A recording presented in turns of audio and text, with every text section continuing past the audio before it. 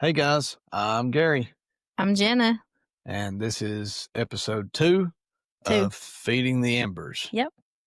So, um, as we kind of talked about in our first episode, this is just a podcast that God's laid on our heart to try to outline Our story. our story and Victory. our victory, our victory story. So, in episode 1, we kind of talked about who we were before we met and how we met and early marriage and early children Mm-hmm. and how we got here. So we're just going to kind of pick up on our story from that point and talk about who we are now. Yeah. Well, you finished off in the last episode talking about how Feeding the Embers came about, where you got that title. Yep. Because when we talked about doing a podcast, we were like, well, what are we going to name it? What are we going to name it? And you're like, well, I already have the name. And you told me, and I thought, that's weird. But then, I mean, it makes sense. Yeah. It makes complete sense. And, obviously God gave us exactly what we need. So, of course, he's going to give us a name. Yep. Because, Yeah, I remember we were talking about what we were going to name it. And I said, I already know. mm-hmm. And you looked at me like I was crazy. And that's, that does sound odd. It is an odd name. And I kind of outlined and talked a little bit in the last episode about what it meant. Yeah. So if you missed that episode, go back and watch it because it Episode 1. it kind of laid the groundwork of why we're doing this and kind of who we are. And we talked about the name, and it's because this is just part of feeding the fire that is From us, God. from God, letting him be the fuel. Yep. And we always have to kind of wait till late when the kids are in bed so we have time to. So if you see us yawning, just ignore it because we're tired parents that have to go on to do things. Yeah. So, I feel like if you watched episode 1, I feel like we talked a lot about like the struggles and the trials that was in our early marriage and not trials as far as like hard times, because it was more trials of like just hard work. Well, yeah, it was just we're getting settled and figuring out life and living together and building houses. Where do I put my toothbrush? Having kids and it just learning to live together and be married. Because I mean, it was different for both of us. Because I mean, I lived with mom and dad up until our wedding night, and you lived by yourself for 5 years. Yep. So it was weird. It was weird. So, because neither of us, like we said, we didn't live together and, didn't stay together. So it was. When we got married, the very first day, the night that after our wedding, it was like, weird. What do I do with my toothbrush? Holy cow. Which side of the bed do I sleep on? There's somebody in my shower. You know what I mean? And yeah, I vividly remember asking you, okay, which side of the bed do I sleep on? Yeah. And it was your weird, nasty flannel sheets and your water bed. And I was like, I want my bed back. I want to go back home and sleep in my bed. So, I mean, yeah. It was so weird. But I mean, when I say trials, it just was learning to be married, working hard jobs and building houses and learning to be married. And it built the foundation and the groundwork of us. Yeah, it did. And kind of the episode 1 it kind of built the foundation of our story. Yeah. And our story was built on just hard work and just grinding it out. But we talked a lot about how all the way through that we didn't really ever have any cross words. Like, we No. never really butted heads. Nope. We never did. But in saying that, we not only didn't butt heads, but we also didn't let God put the right fuel to us. Yeah. We didn't let him be in the center Right. and guide and dictate our marriage and what he wanted out of it and what he wanted out of my life individually and your life individually and our life together. Right. No, we And didn't. that's where the fire died down to an ember. Yeah. And we just found ourselves in a place where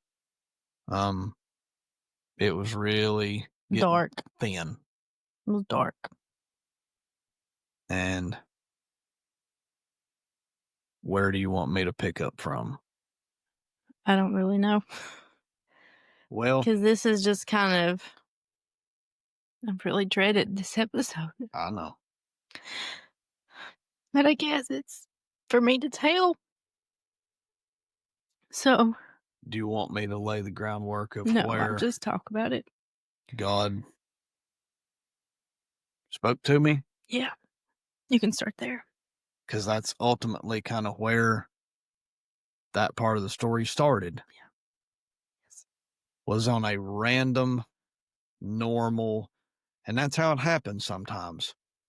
Like it's a slow burn. Yeah. It's not, and part of this podcast is to try to help people. Well, this podcast is to try to help people. And it happens just like that sometimes. A slow burn. They talk about a frog in boiling water don't know he's in boiling water because you slowly turn the heat up on him instead of just throwing him in hot water all at once.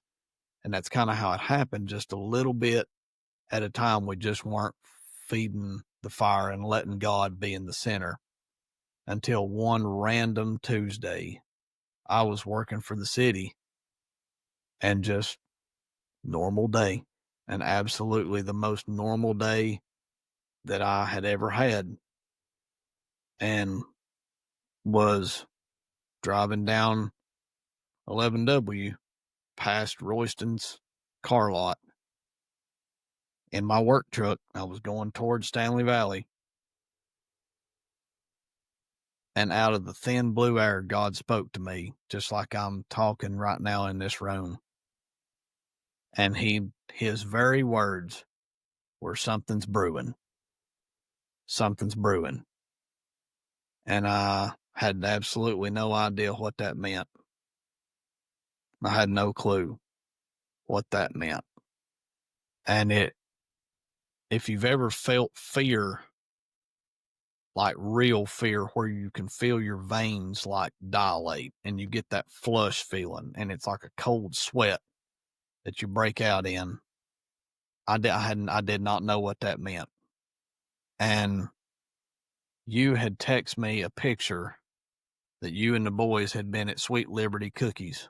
No, I had went and picked up cookies for work. That's right. You text me a picture of a pink box of Sweet Liberty cookies. And when God spoke to me and he told me that something was brewing, I knew what I had to do. And I picked my phone up and I sent you a message. I was driving down the road, but I sent you a message and I said, why do I feel like something is brewing? That's what I sent. And your reply was, I send you a picture of cookies, and that's what you asked me, right? And I said, and I still, it just was burning inside me. And I started to just leave it there. I started to just say, I'm sorry. I was probably overthinking, but he was absolutely about to drive me up the wall. And he just kept saying, something's brewing, something's brewing. And I knew the more that I drove down the road and he just kept talking to me. And I texted you again and I said, I can't help but feel like something is not right. Something's brewing. And I mean, just as clear as a bell, he told me, just as clear as a bell. He told me exactly what was wrong.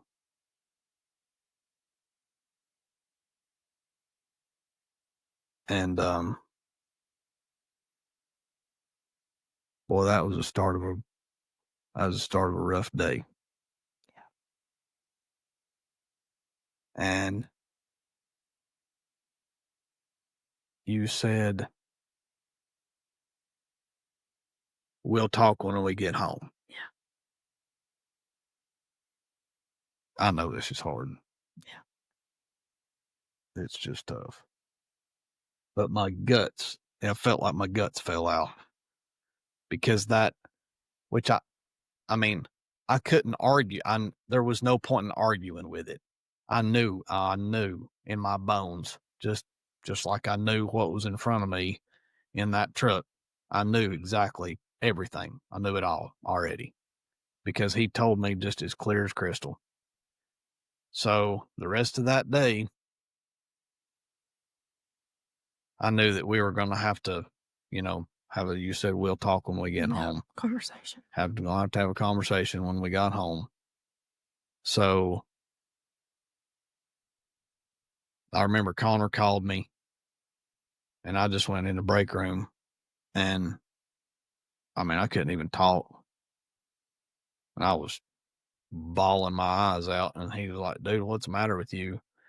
And I just knew that we were going to have a conversation when we got home and I would, you know. So anyway, I made arrangements to have the boys, told mom, I said, just, you know, me and Jenna got something to do or whatever. I said, can you watch the boys? I'll just bring them to you. So the boys were at mom's house and,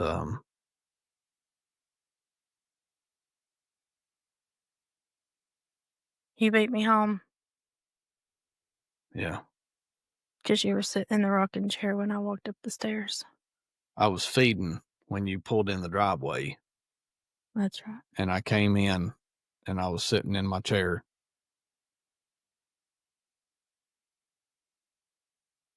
And, yeah. And I walked in and just kind of,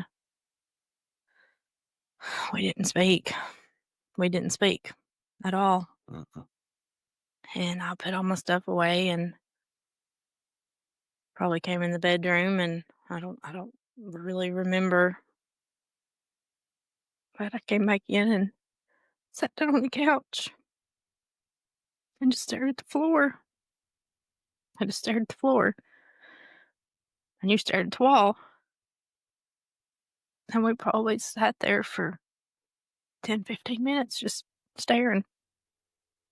And you kept saying, okay. I just cried. He didn't say anything. And, I guess story kind of a little bit is, I was not where God wanted me to be. I wasn't listening to God. I was doing my own thing and living in the world, but was still going to church on Sundays Yeah. and just was not at all. I couldn't even hear him. I mean, I couldn't even hear him. He wasn't talking to me.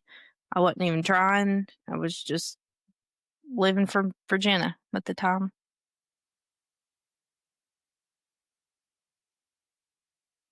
But we sat in the living room in awkward silence for a little while, and I don't even remember how it came out. I don't even remember what was said, but I remember telling you that I wanted a divorce,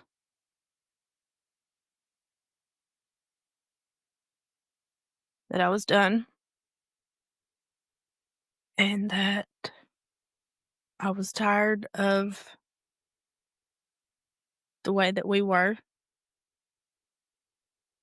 and I wanted out. After 15 years of marriage, I was done. I didn't react right.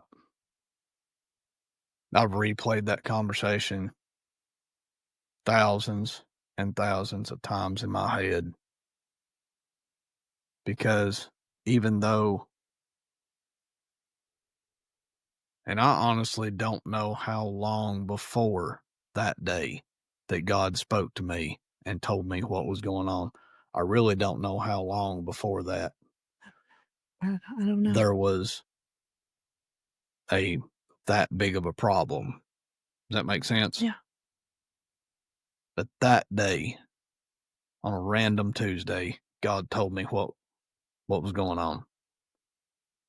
And I had that whole day to try to get my mind wrapped around what was brewing, basically. And during that conversation, when you told me that,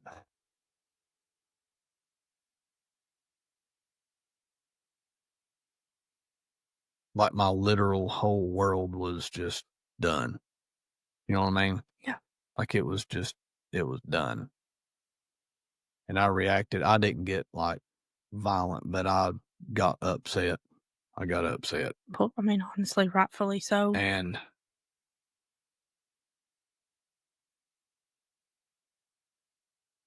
said things that I shouldn't say, shouldn't have said. And, but I didn't raise my voice. I tried to stay calm because God had already told me.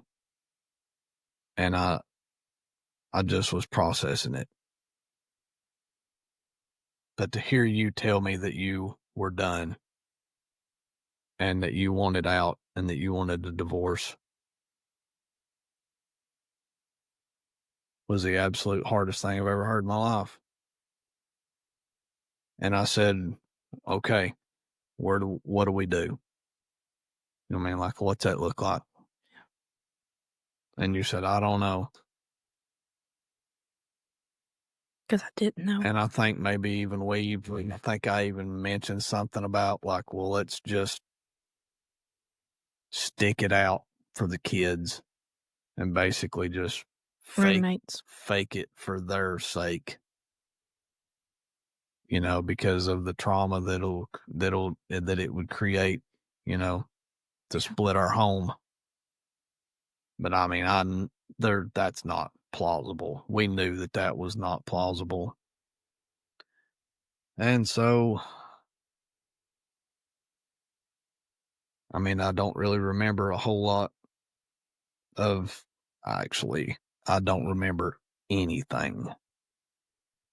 Like from the point where you told me that you wanted a divorce.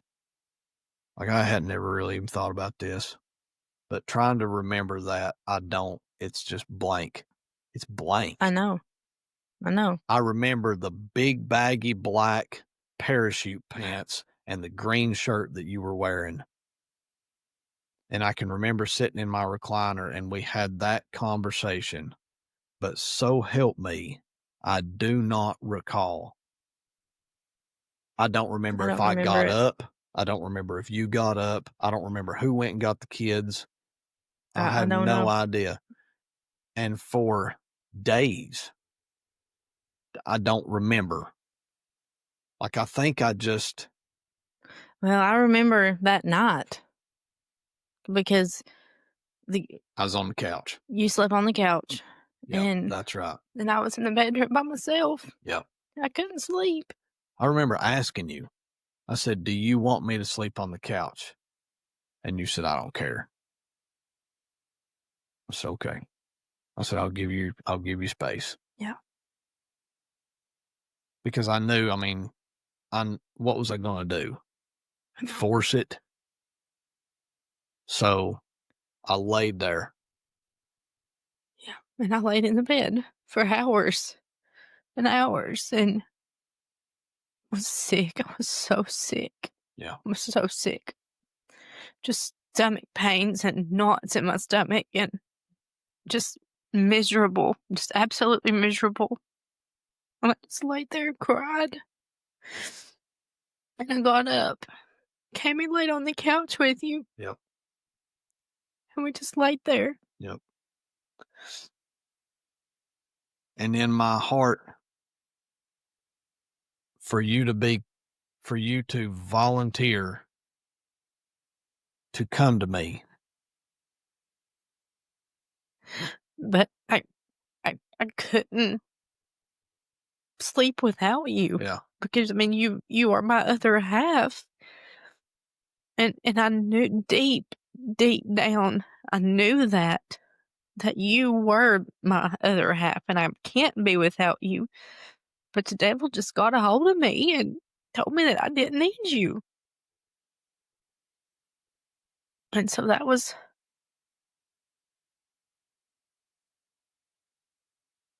August the 27th, August 27th, Black Tuesday. Black Tuesday.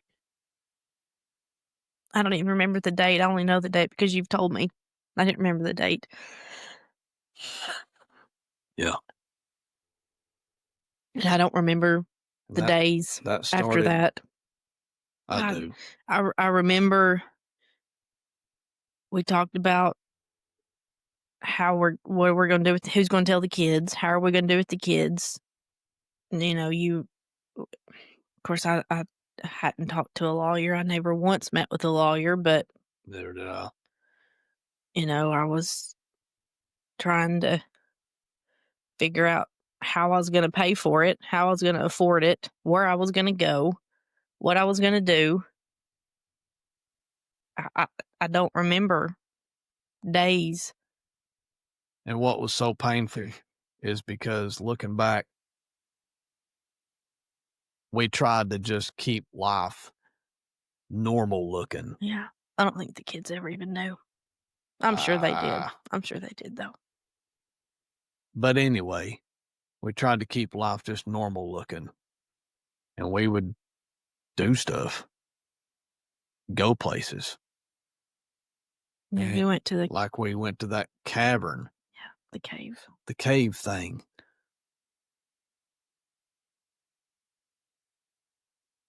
Like going through that cave, naturally speaking, it's dark. There's a whole bunch of people in a line in a very tight place, tight quarters. And the kids would be like ahead, that way they could see, and I stayed behind you, and it felt good to be in that close a proximity. It just it fed something in me to be close. But even that, I knew that you were a million miles away.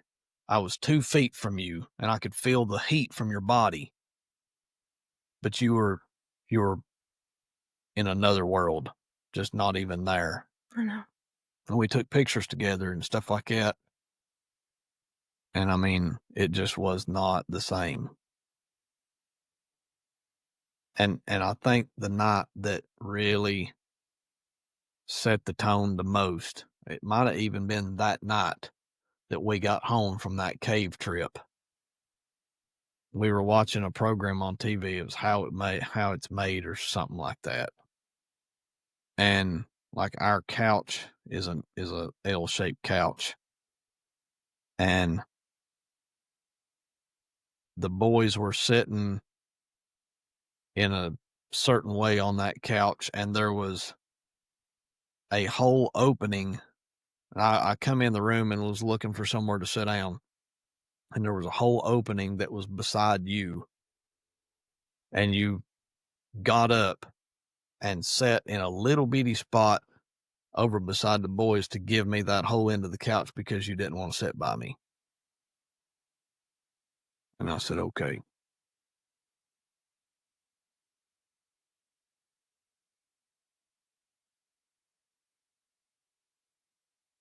So I don't even remember that. Yeah. So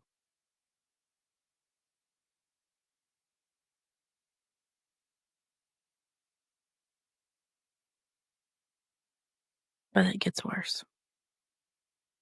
And I would go to work, and it was this time of year.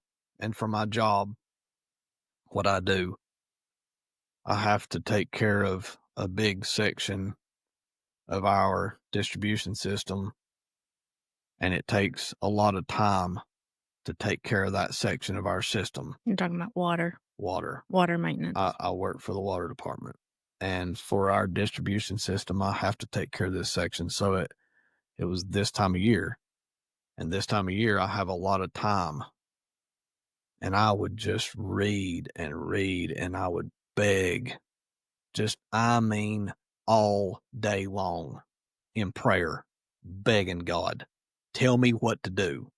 How do I save this? How did I get here? Why am I here? I mean, all day long. And while you're trying to save it, I'm trying to figure out how I'm gonna get my things and move my money and find And somewhere to live. yeah, I mean, I didn't know all that for sure, but that's what was transpiring. And I got to tell the story about the tank, I know. because before all this happened,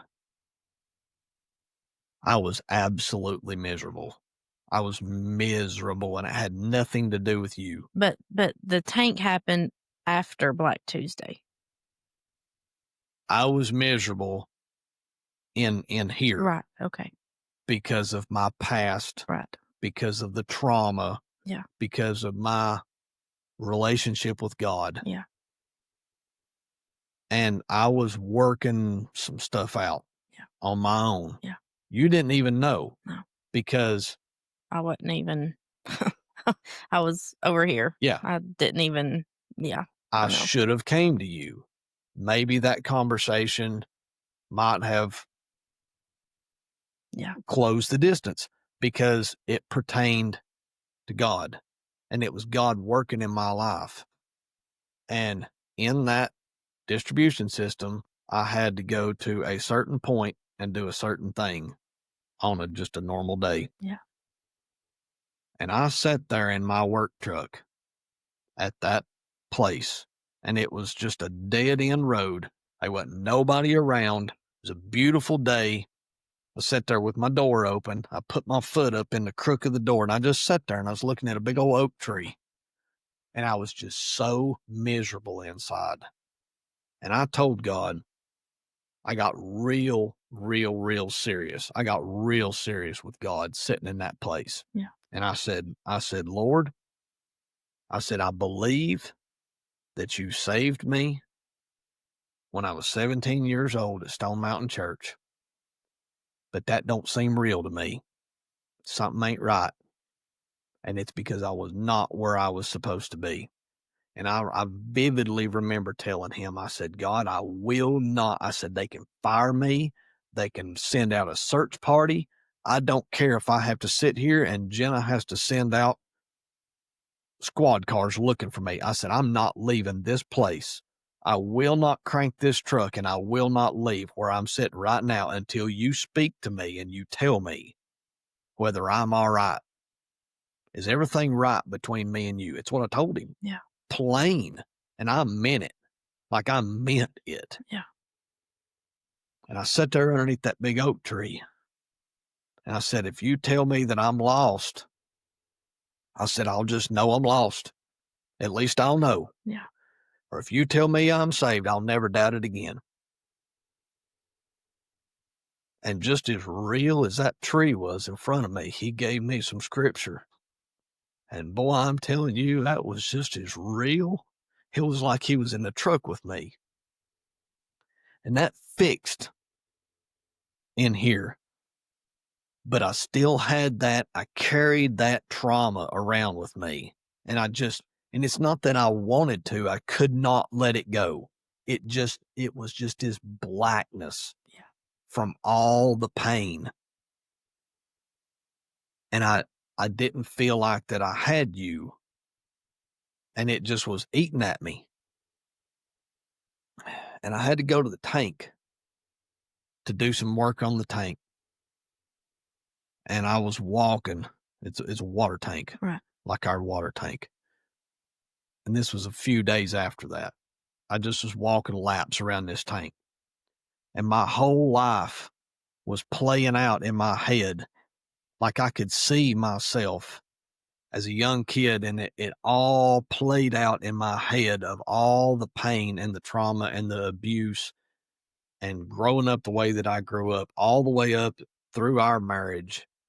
It was just like a movie in my head, and it just played out. And I didn't know that all this was coming. It was just, I was trying to walk pain out because I knew this, the tank thing was after Black Tuesday. So I knew what was going on. And it was just this immense, crippling pain that I was in. And I was just trying to walk it out. I wasn't even really praying, but this thing was just playing in my head. How did I get here? How did I get here? Like, how am I here in my life? Why? And I was kind of feeling sorry for myself, and I was getting kind of aggravated. And I think that's what God saw. Like, he saw me getting mad because I'm like, I don't deserve. Look at what I've been through when I was young. My dad got killed. You know what I mean? That set the tone for all the abuse with my other step. And I was just getting mad about all this. And I mean, out of heaven, he came and he slapped me and he said, listen, he said, that man that you're walking around and that movie, that person that you are, that you carried for so long, he dies on this hill. He dies now. He said, that man will not leave this hill. And I'm telling you, it was like a massive coat. It's like a wet blanket that got lifted off of me at that tank. And all of that fell away. And it was just as gone as if it was like watching a bad movie and just hitting the power button on the TV and turning the TV off. It was just gone. Yeah. And I can't even explain that. Like, I'm still, that don't make sense in my mind because it's like it never happened. And all that trauma and that pain that I had carried all my life up until that point, that old person just changed. He just fundamentally to the core changed. That person changed. Oh yeah. 100%. Yes, you did.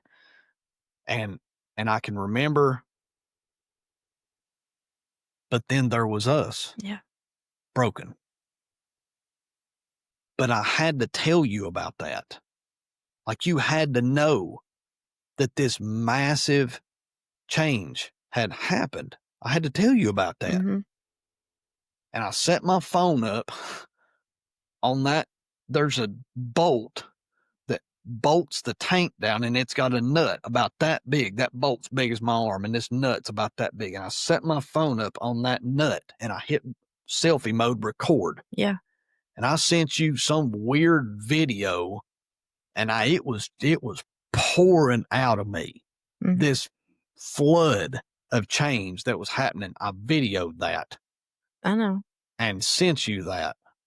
And I still don't know really how you received all that, because here this was, and you were where you were. Yeah, I was like, oh my gosh. And this was happening to me. And when I got that video, I honestly didn't really watch it. And I thought, here he is trying to, oh, I'm changed, come back, I'm changed. I knew that. And I'm like, I knew that.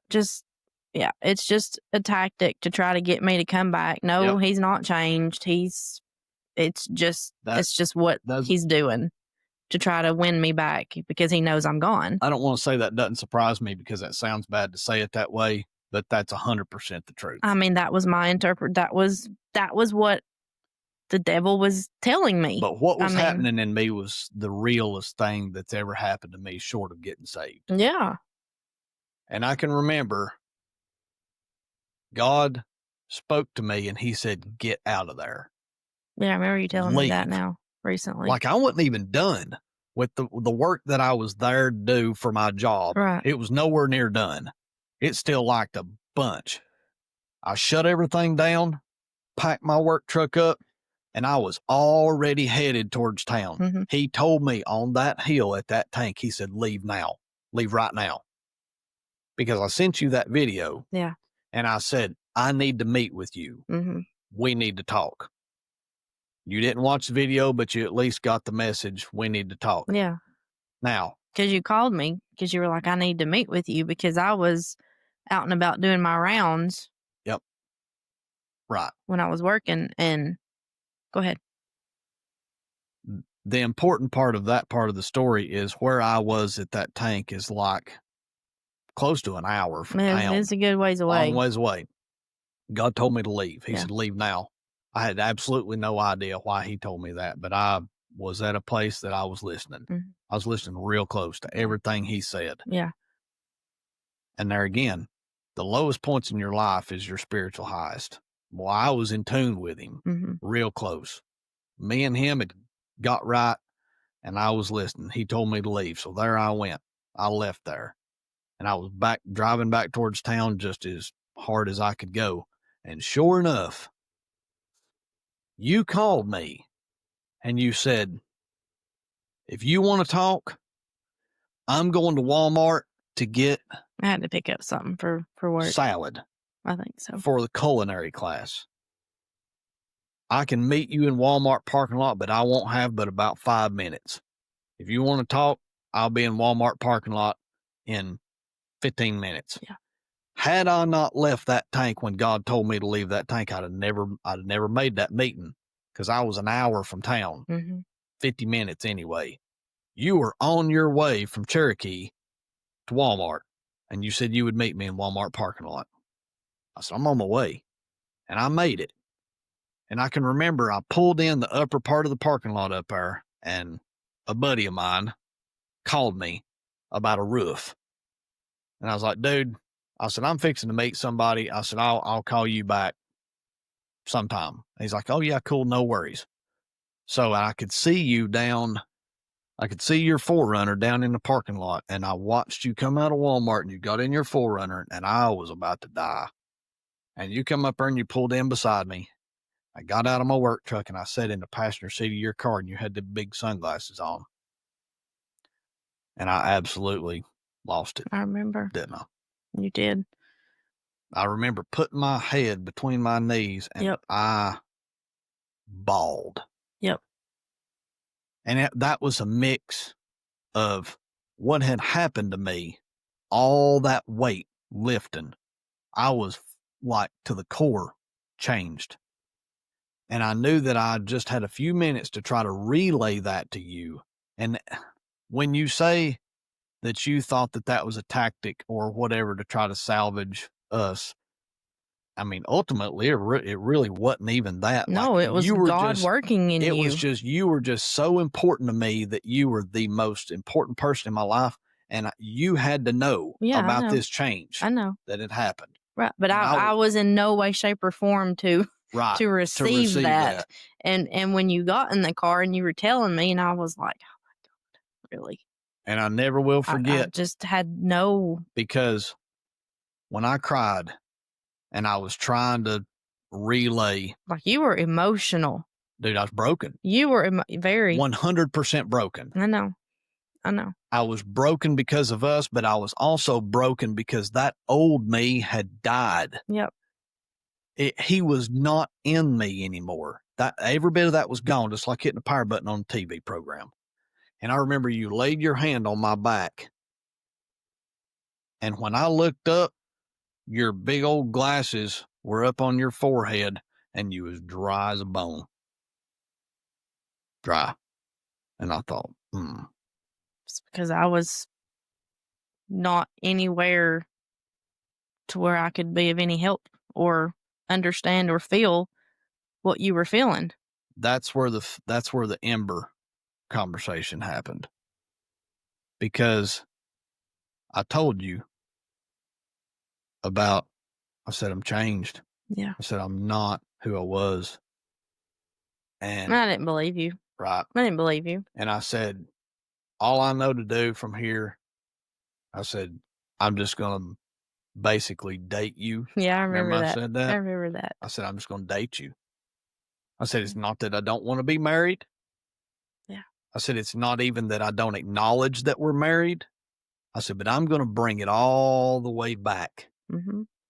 because I knew God had already told that was when he showed me. He said, "You've got to just let me just put just a little bit of fuel on, just a little bit of fuel." And that's what I was doing. Yeah, because it was smothering to Yep, me, and it was I mean, I wasn't in any I mean, I was so far out. Uh, that you couldn't have put a piece of wood on me because it would have put me out. yep. It had to be little, but we're leaving out, like, the most important part. That's where So when in that was the night of the basement? after all that, That the rest of the story came out was after all that? after all See, I that, don't even remember. I don't even remember. think about the night in the basement though, Yeah. because the reason for all this was going on that whole time. Yeah. That's the reason you were so disconnected. Yeah. What God told me was happening Yeah. this whole during all of During all that. this, yeah. And just like the sticky notes every morning, I just was leaving what I could, knowing I knew because he told me Yeah. what was happening the whole time. Yeah. And when the night of the basement happened, um, That was Hurricane Helene. literally, That was it the was the day Thursday. before. It was the It was day a before the Thursday because that hurricane was hit. dance night. It was Thursday, It was the day before the hurricane hit. literally. Yep, literally. Well, our hurricane hit that night, Yeah. but When did hurricane hit? It was September, wasn't it? September 27th, So it was a month. 1 month. So from Black Tuesday, me coming home telling you that I wanted a divorce, a month went by. The night in the basement was 1 day shy So it had of a, been, it was September the 26th was the night in the basement. Hurricane Helene hit on the 27th, which was a month after yeah, Black Tuesday right, conversation. right. And I knew in my bones that that was the day. Like that was just the day. And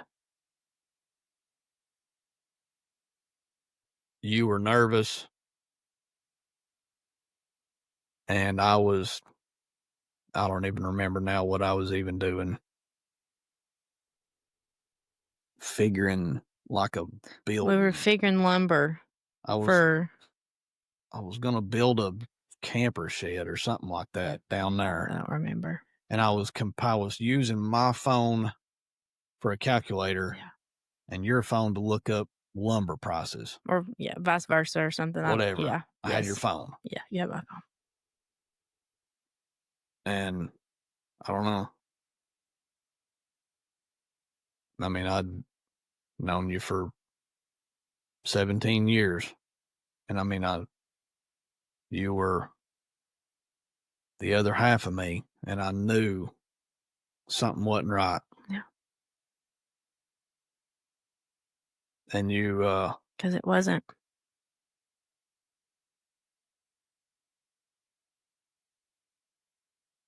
which was, I guess, the reason I told you I wanted a divorce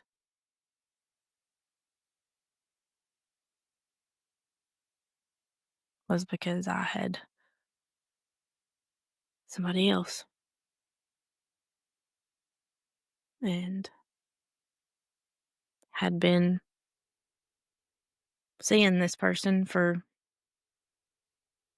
I don't know, a month or so, I guess. I don't know.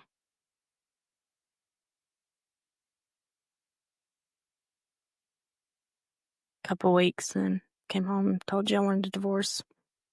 And then the night in the basement when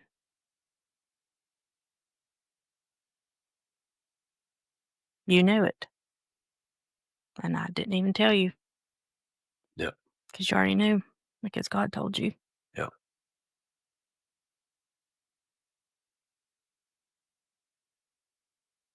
And I'll never forget. You didn't get mad at me. You didn't yell at me. You just said, "Come here, let me hug you." That's all you wanted to do was hug me.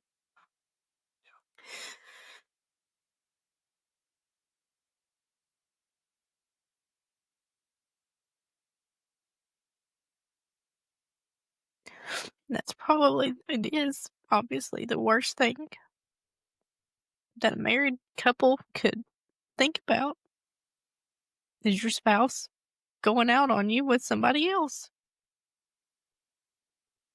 Yeah. But I was so far away from God that I didn't think that it was that bad. Because the devil told me it was okay because you weren't good enough for me and you weren't right for me. So it was okay. Yeah. And obviously, of course, it's not. But when you're so far away from God that you don't even hear him talking, all you hear is the devil. And that's just reality. That's what you believe. Yeah. And that's what I thought. And you told me, you said, I know. Yeah. I know who he is. And you named him. And I'm like, yeah. Yeah. You did know. And all you wanted to do was hug me. Yeah. And tell me you love me. And I remember saying, I'll leave if you want me to. And you didn't want me to leave. You didn't want me to leave. You just wanted to hug me. You just wanted to hug me. But I didn't want your hug. Yep. That's not what I wanted. And I don't really remember what we said, but I left. I left that night. And I went to exercise class just because I needed to. I just needed to get out and breathe. Because again, devil still was right here, and I needed to breathe. And I called that person that I had been seeing and told him that you knew, and I needed some space. I needed some space because I didn't really know what was going to happen. And went to exercise class, and I don't remember the drive there, and I don't remember the drive home. Like, it was just, phew. And I remember it started raining. Yeah. Because that's when the hurricane mess hit. And they canceled school for like a week. So that was on Thursday night that the truth finally come out after a month.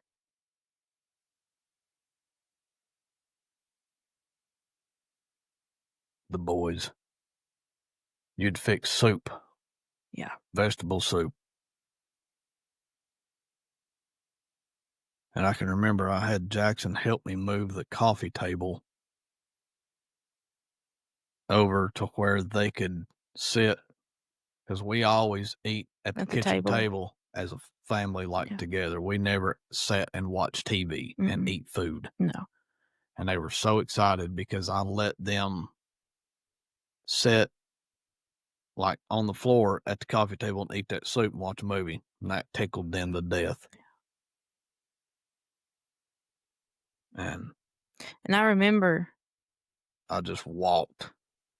I just came in the bedroom and I would just walk back and forth in the bedroom, and I was just praying.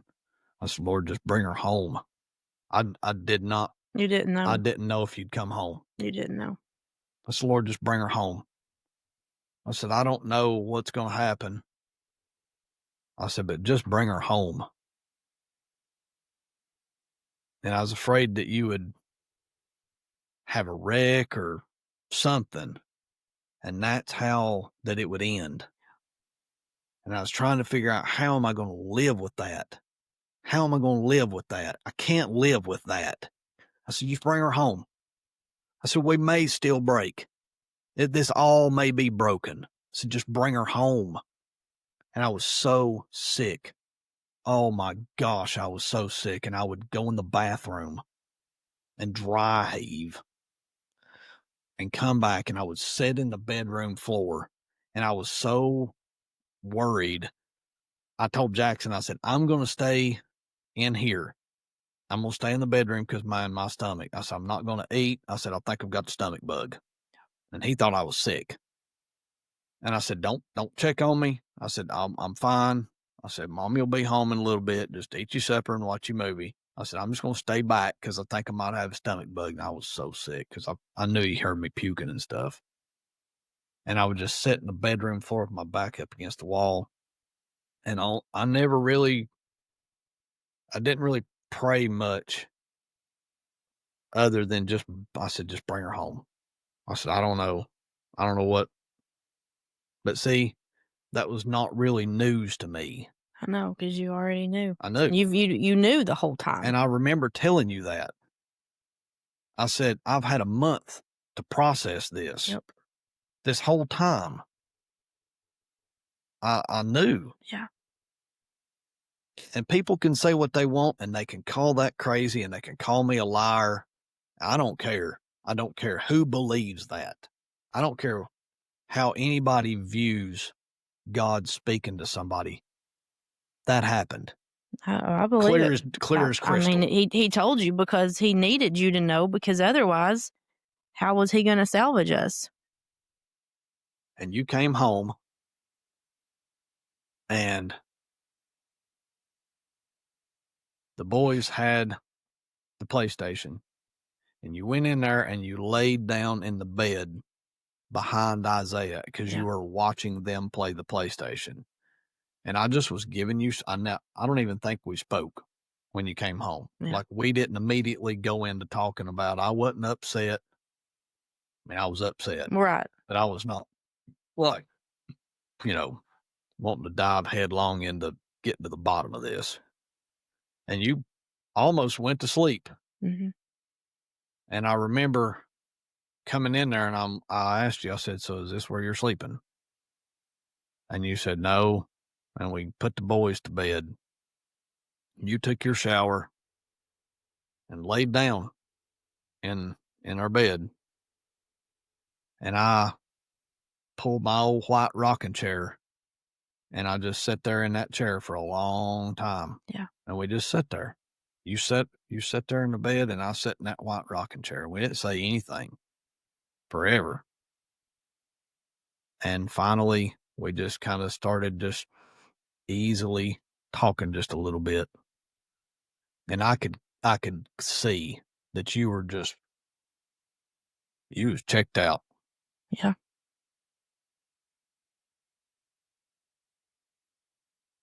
But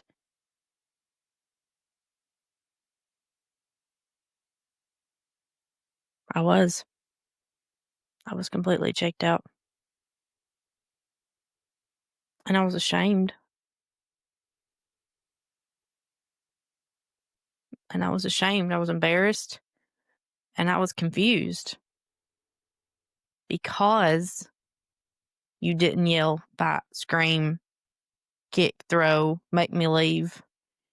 You loved me when I wasn't lovable. You showed me love in the absolute hardest time of our marriage. I didn't. But it was still you, too. It was him, I know, but it was still you. And you did not give up, knowing what I had done and loving me every day for a month. that you knew what was going on. You knew what was happening. Yep. And you still loved me through it. Yeah. And not one time did you call me names. Did you talk down to me? You loved me and you showed me God through that. And then that night when we were sitting there, So you had quit wearing your rings I'd quit wearing my wedding rings. and you blamed it on rubber Rubber gloves. gloves at work. Yeah.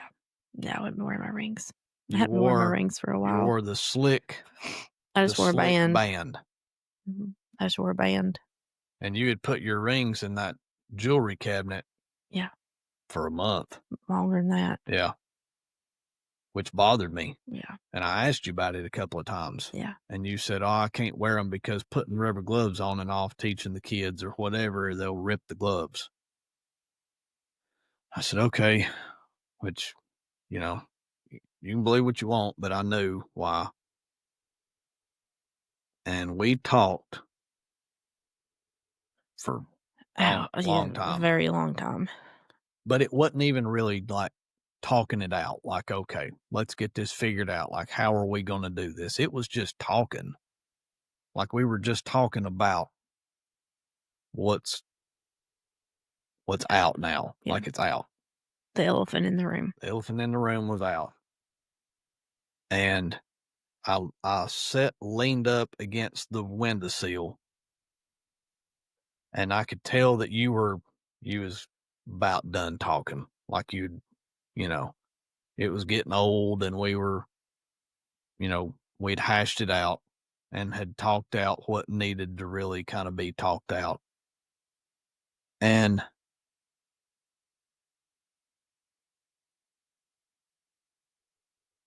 I mean, he literally just told me, he said, "What do you have to lose?"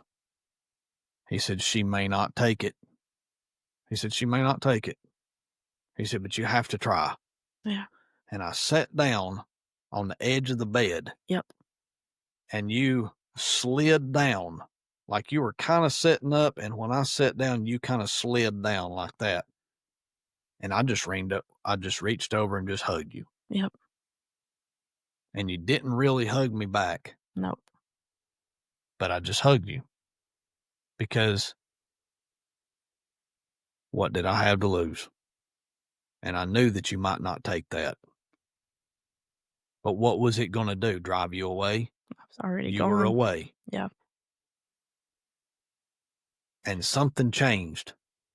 Something changed with that hug.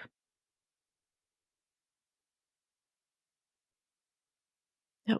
Because, and I remember that. Something changed. I vividly remember that because I don't know. I mean, I do know because it was God. And I feel like God got a hold of me instantly. He instantly got a hold of me because I felt different. And I knew right then and there that there was no way that I was leaving. That you were you were my husband, you were my soulmate. He gave you to me and me to you. And I wanted to be with you. I wanted to be with you. And I remember telling you in that hug, go get my rings. Go get my rings. And from that second on, we were fine. We were fine. It was like nothing had ever happened. We were better.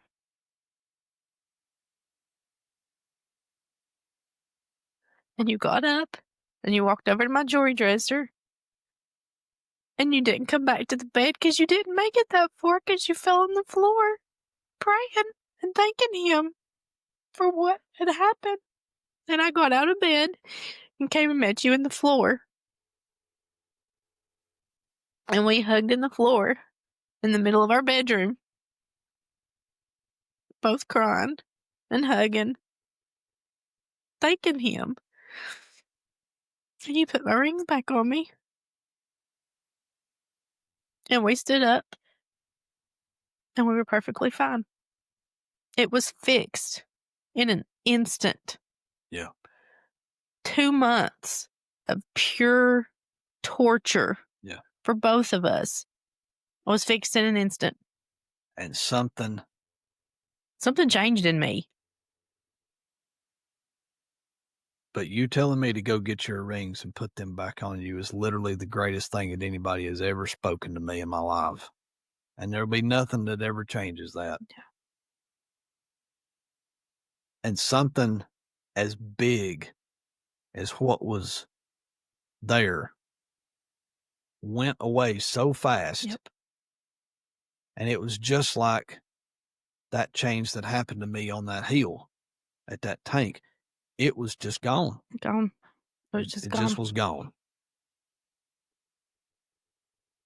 It went from Something that could have and would have, and most of the time does, destroy people. Yeah. And it would have destroyed me, and it would have destroyed you, and it would have destroyed them for the rest of our lives had God not fixed that. I know. Because my life would have been fundamentally changed for the worse. So would yours. Yeah. So would theirs. Yep. Had God not acted in that time in the way that he did, it just took it away. And when during that, and like when I said, go get my rings, that was not me talking. No. That was him. He came out of me. Yeah. And I feel like I don't want to say he took over my body, but I feel like he took over me. Yeah. To fix us. Because he knew that me in myself was too stubborn to do that. Yeah. He came on me and he came out of my mouth because those words were out of my mouth without thought from me. I deeply to this day, I feel that that God himself spoke through me to tell you to go get my rings. And we talked about we've talked about this before. Yeah, we have. And I've asked you, but is that what you wanted? Oh, 100%. That's what I wanted.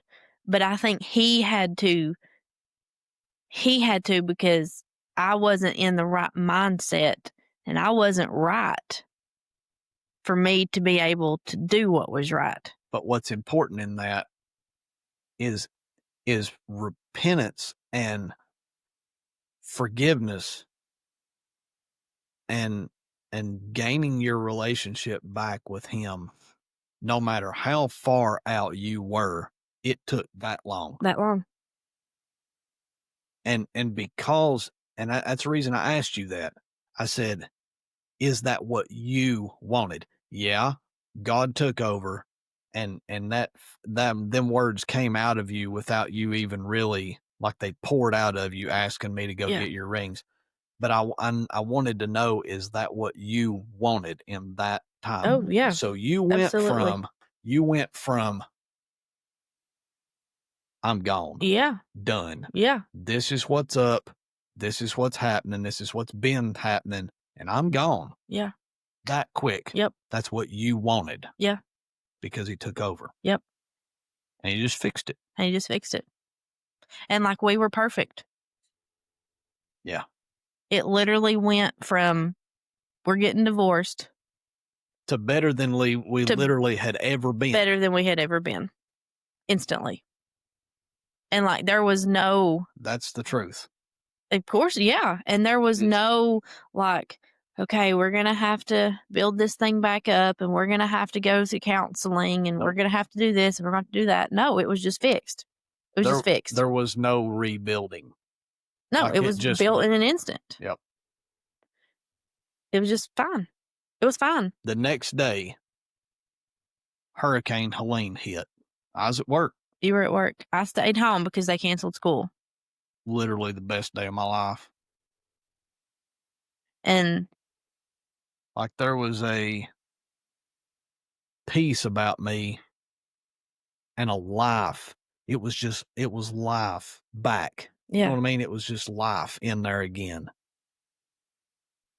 And I was at work and that hurricane was hitting, and to back up some in the story, you had went to a store, Walmart. with Isaiah, and I don't know how joking whatever that you were or how serious that you were. I have no idea. I don't know. But you sent me a picture of a ring on your finger. Yep. You don't do that. Like, that's No, not never. normal. I'm not a jewelry It's person. not normal. No. And that was pretty close. That was just a few days before Black Tuesday. Yeah. Because I have that picture. Yeah. And you can scroll up on the picture and it'll show you the timestamp. Yeah. It was a few days before Black Tuesday. That was pretty close. And I'm telling you, I went to Walmart and I walked by that ring and I looked at that ring in that jewelry box counter thing literally nearly every single day. But the important part of that is I did not know What was coming? in between when you sent me that picture of that ring with Isaiah and Black Tuesday was just a few days. Yeah. That I was naive to it. Yeah. Clueless. It was just a normal day. Yeah. It was a normal Tuesday. Yeah. And then from Black Tuesday to Hurricane Helene, a month, literally 1 month to the day. I looked at that ring. I'm telling you, I looked at it and I thought about that ring over and over and over in my mind. And I just knew in my bones, I said, it's too much. I said, that's too much. I wanted so bad. Not too much money, too much to get for me. It would have smothered the fire. Right. Right. This ember, that little ember, just like the end of that little red wick right there, it would have just put a cap on it. Yeah. Done. And I knew that. God told me that. He said, And I looked at that ring and I looked, that's the God's honest truth, man. I'm telling you the truth. I looked at that ring and I looked at it and I looked at it and I thought about it and I thought about it every day. That ring just boiling in my head. And I knew from the time that I got out of that bed, the morning after Friday, I knew what I had to do. Straight to Walmart. And I could hear the storm outside like it was coming a flood outside at Walmart. And they sent me, right before that, they sent me to that same tank. Yeah. That God fixed me at, Mount Zion Tank. Yeah. They sent me up there to do some work, and I got halfway there, and there was trees falling across 11W. Yeah, I remember. They was cutting trees out of the middle of the 4-lane, and there was wrecks all over the place. And I said, I ain't going. And I turned around and came back. I didn't go to that tank. I called my boss. I said, man, I can't make it. He said, that's fine. He said, we'll get it later. And turns out it's good that I didn't go because all the power went out. Right. Well, but before that power went out, I went to Walmart and I could hear that storm outside just barreling down. And I knew that they was going to cut us loose and I was going to come home early. So I bought that ring, that same one. Sure enough, son of a gun was still right there, right where it had been. Because it was waiting on me. It was sitting there waiting. It was waiting on me. Waiting on you to buy it. It's just a ring. I mean, it's just a ring. There it's set. Yeah. And I knew. Did you know that I was going to go buy that ring? No. There I had it. Came home early because the hurricane hit. And gave it to you. There it is. Okay. Then the power went out. Power went out. Stayed out for days. Best days of my life. Yep. Because there we were, grounded. Yeah. Home. Because the power was out. Clueless to what was going on in the world. I had no idea. In our area because I didn't know about the North Carolina floods. We didn't know anything. I didn't know about all the death and destruction. Nope. We had no idea. In this home right here was 100% perfection. Yep. It was like it never happened. Yep. It was completely perfect and fixed. It had never been better in our lives. It was great. We didn't have power. Didn't have cell phones. Didn't have phones, so we had TV. No TV, no internet. We had no idea what was going on. We had each other. That's all we needed. All we still need. And I can remember you sleeping on the couch, and I took a picture of your hands with your rings back on. Mm-hmm.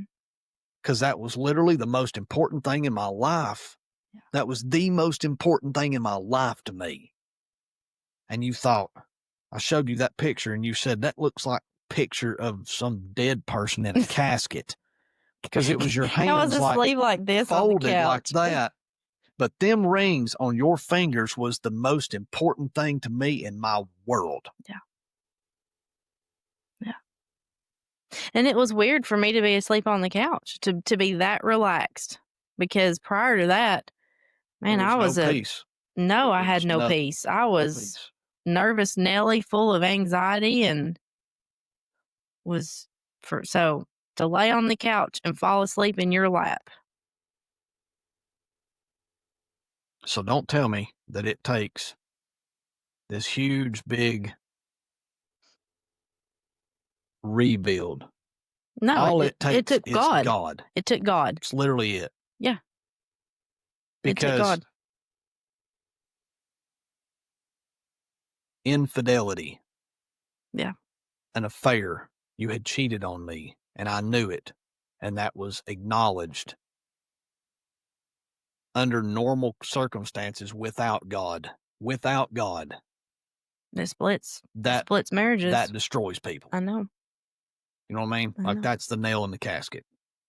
But with God, all things are possible. We're more than conquerors through him who loves us. And it was just gone. It was gone.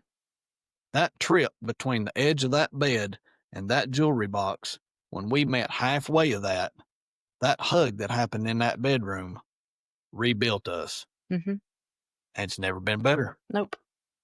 And that's been a year Almost ago. A year. Yeah. Almost a year. Yep. Today's the 13th Today's the 13th.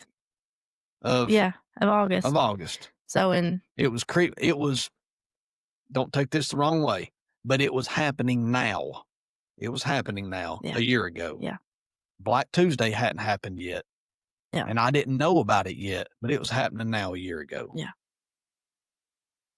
And I could not change anything about us for the better if I could pick something. Like there's nothing that I could pick that I could say this would make us better. No, we're perfect right You know now. what I mean? We're perfect. Does that make sense? Yeah. And actually, when this podcast is posted, is the anniversary of Black Tuesday. Right. And we did that I was driving to town that was you. the other day, and God told me, he said, get to work, make it live on the 1 year anniversary of Black Tuesday. Yep. Take something bad and turn it good. Take it bad. The day that was so bad, and it's kind of like a lingering date coming up, and make it good. We had talked about like we need to go do something, go eat, or yeah, we were gonna go out on a date, flip that day or whatever. And yeah, he told you to release this. Yep. And that makes 100% sense. What was the worst?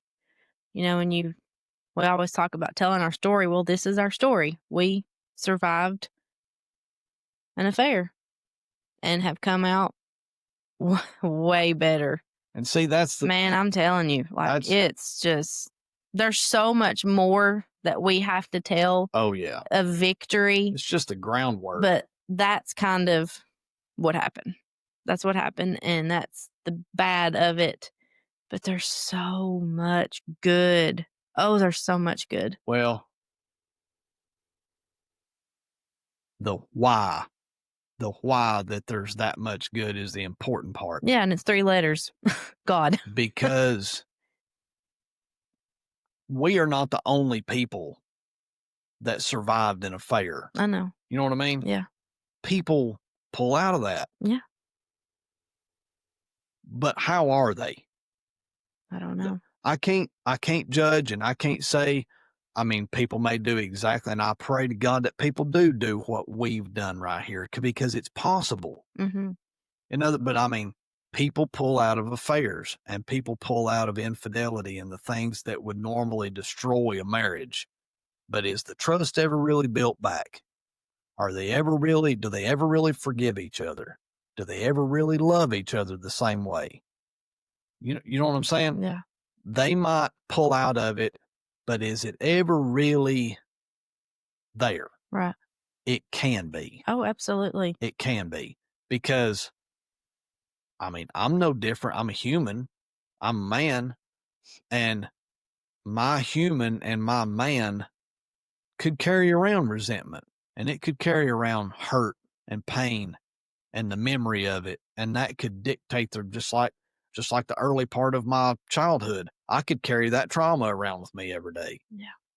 And we could be together and you would not be gone, but we wouldn't be right. Yeah. If it wasn't for him. Oh, I know. Oh, yeah, he definitely fixed us. And to see what's coming in the rest of this story, when we get to tell that part. Oh, I can't wait. I'm excited about that part. I dreaded this. I dreaded this bad. But see, but I look forward to the rest. The world has to know how broken you can come from and then what you can build off of that. So that's what I want people to see. Yeah, man, we were broken. Broken. And broken relationships with God. Yeah. Like that relationship was broken for me too. Oh, yeah, both of us. We were broken. We were broken with God. It was broken. Like if you had a triangle with us and God, it was broken in every little section. All three corners. It was just broke. It was a dumpster fire.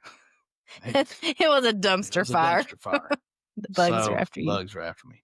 But all three corners got reinforced. Not just us. Yeah. My relationship with God, stronger than it ever has been. So is mine. Your relationship with God, stronger than I have ever, ever, ever known you to be. Like I've never known you to be like you are. And to watch the growth that has happened in you and the things that he is using you to do is phenomenal just to watch it. Like I'm blessed just to be able to watch. If I could watch somebody else that ain't even my wife grow like you have, it's just a blessing to see. Because what has happened in you with him, I've never seen anything like that in my life. Ever. And it proves out that it is real change, because somebody could pull it together and try to force a change to happen, to try to salvage their marriage for the kids, but it wouldn't be sustainable. No. You know what I mean? There would be them resentments and that pain and that animosity or whatever. But to see God move and work in your life, and to feel him move and work in my life, and to experience how he has put us together. I know. Doing things that we never in a million years would have guessed that we would do something like this. It is literally, I wrote a book. The greatest thing that I have ever seen in my life. Yeah. I never in a million years dreamed. I said, thank you, Lord, for putting us back together. Yeah. But even at that spot right there in that bedroom, never would have dreamed this. No, but he's the way maker. He's a miracle worker. And he has made a way and worked a miracle. Yeah. In me. Yeah. And I can't wait to tell about it. And it's embarrassing and it's shameful to tell the world that I had an affair on my husband. Yeah. That's Yeah. so much shame in that. I know. We talked a lot about that.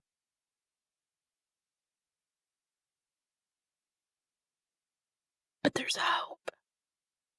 And there's peace. And there's love.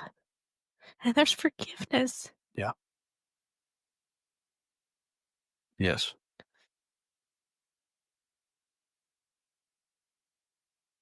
And it's the oil of what crushed you It crushed that you me. bless somebody else with it. Yep. It crushed me. Yeah. It crushed me too. It crushed us. But you don't get olive oil without crushing the olives. Yeah. So we're going to take that oil and we're going to spread it. Spread it around. And as much as that hurts, I don't want people to see the pain. Mm-mm. I want them to see the joy. And this episode is pain. Yes. It touches on the joy, but this episode was pain. But there's joy. There's joy coming. There's so much joy. And we have so much joy now. It just, I can't even, I can't even describe it. There's not words to explain how amazing it is and how much he's working in our life and the things that we're doing now and how we have overcome that crush. And it's not temporary. No. It is fundamentally. We are changed. Fundamentally changed to the core. We are changed people. You know, there's a big difference. And I learned that difference. And I want people to understand this because it's very important. And I don't even know who this is for, but everybody that's ever been born again and that is saved through the blood of Jesus Christ. After that happens, you need to take an honest look in yourself and ask yourself, okay, I am born again, I'm saved, but is he leading my life? Is he the Lord of my life? There's a massive big difference. Because I was saved. Absolutely. So was I. I think I was probably about 14 or 15, but I was 35 before he became. Made him the sinner. Yeah. Huge 35. difference. One is necessary for you to make it to heaven. Right. Your name was written in his book of life with his blood when at you 15. were born at 15 when you were born again. Yeah. Mine was written in his book when I was 17 when I was born again. Mm-hmm. That day at that tank on that hill, I made him and he became the center of my life.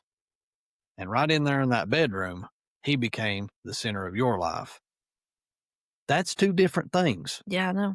Getting saved and making him the center of your life. Yep. And him your Lord is different. Totally different. Yeah. Totally different. And I didn't know that. I didn't know. I went to church. I sang the songs. Yes. So did I. I mean, there were times that I could feel him. He gave me projects. He gave me stuff to do, but he wasn't like the center. Yep. He just was something that was over here on church day, you know. But now, he is numero uno. I think a lot of people, and I'm not judgmental. No. But I wonder if a lot of people are where we were. Saved, but just not making him the top of the priority list. Right. Literally nothing can be in front of him. You're not in front of him in my life. He is top. You're second. Yeah, that's the way it's supposed to be. It has to be that That's the way. way it's supposed to be. And if it's that way, it'll work. Yep. And he'll fix things that need fixing when He'll it's broken. feed the ember. He'll feed the ember. Mm-hmm. Absolutely. That's where that is. Yep. I think that's a good place to end on episode 2. There's joy. There's peace and life in this story. Yeah. That was the death of it. That was the pain. That was the pain. From here on out, it's great. Don't stop. Don't stop now. Don't stop listening because it's good. It's good. This is not a ploy to try to get more views or whatever on the pod, but just listen to our story because it's something. Yeah. It's something to hear. and share it. And feel free to contact us. Our email is feedingtheembers@gmail.com. So if you need to share a story, anything that you feel led to share with us, shoot us an email, feedingtheembers@gmail.com. The story's about God. It's God. It's how he took something broken and made it better and fixed it and made it beautiful and wonderful. And that's what we want to do, is we want to share that with you guys. We have to. And this was really hard for me. Really hard for me. It was hard for both of us because it's reliving something that we have buried, basically, that, it happened, but we don't really talk about it. So it's hard to talk about. But there's also healing in our story. There's healing and there's hope. There's hope for you all. If somebody else is going through that, there is hope. Yep. Because if we can make it through, you can make it through. Yep. God is not a respecter of persons. Nope. That's in his word. That is in his word. I'm nothing special. He didn't salvage and save us because of us. Nope. He will salvage and save anybody that looks to him. He will. Period. Yep. He's not a respecter of person. We're nothing special. He didn't see nothing special in us that he said, all right, I'm going to save them because of whatever. Not because of that book, not because of this podcast. He salvaged us because we cried out to him. We did. And then we wanted to be used, so he gave us lots Be careful. Be careful asking for a job. Asking to work for God. Because you're going to get put something. you on something that you have no idea what you're doing.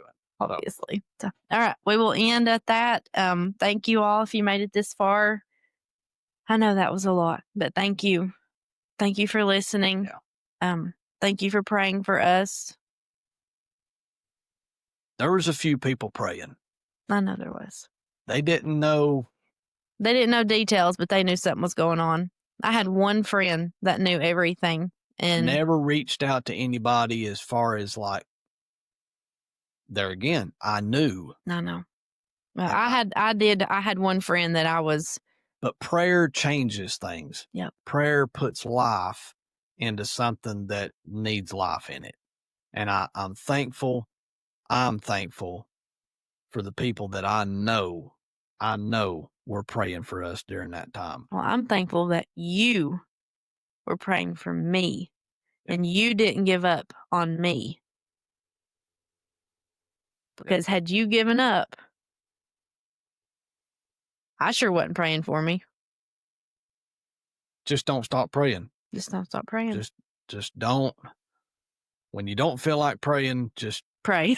I mean, he needs to hear from us. I know. He wants to hear from us. He does. So, all right.